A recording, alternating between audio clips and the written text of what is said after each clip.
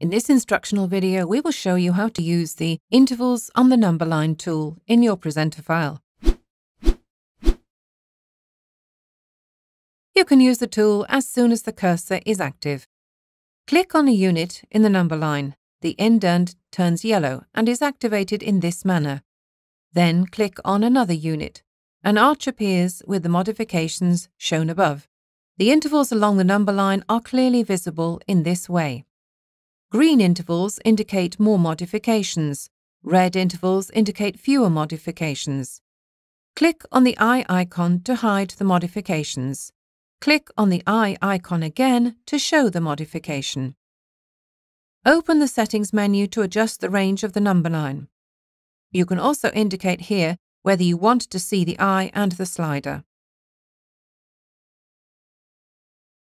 You can move the number line a little with the help of the slider. Move the slider from the middle. In doing so, you can see the range of the number line above the dots. You can also move these dots.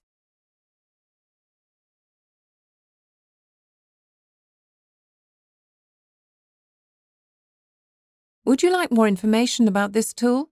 Click on the Information button.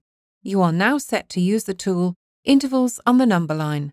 Open Presenter and get going.